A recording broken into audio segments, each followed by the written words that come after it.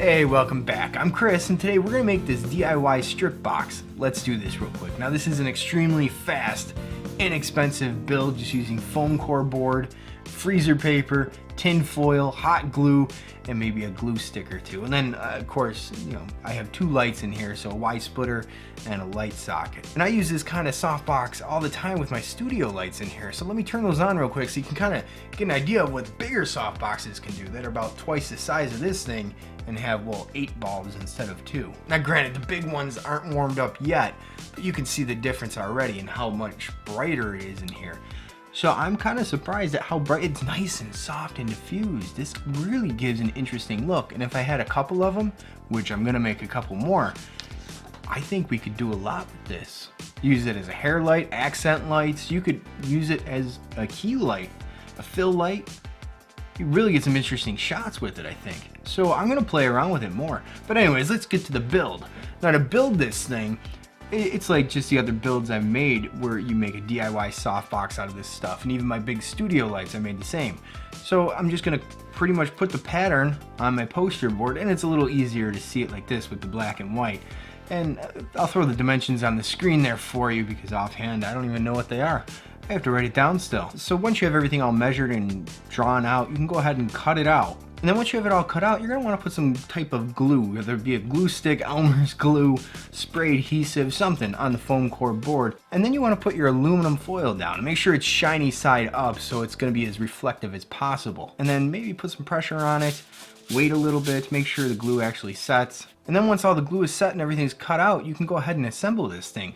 You might want some painter's tape, the kind that's not really sticky at all, or at least someone to help you hold everything together while you put little bits of hot glue everywhere just to kind of hold it in place. And then once you get that done, you can go ahead and put big long beads of hot glue to really strengthen everything up. And the light socket I'm going to use is one that I found at my big box store. The top just kind of comes off, you put 2 wires in there, screw it back on, and it press fits everything in there. There's really no stripping wires or anything like that. And then you can go ahead and put a Y splitter in there so you can get at least 2 light bulbs in there. Or if you measure it out correctly, you could probably put 4 light bulbs in there if you want. It all depends on the look you're going for. I'm really enjoying this light. My settings on my camera, ISO 160 right now. I mean, I gotta wait till I get this on the computer right now to see everything, but ISO 160, f4, and 1/50th of a second.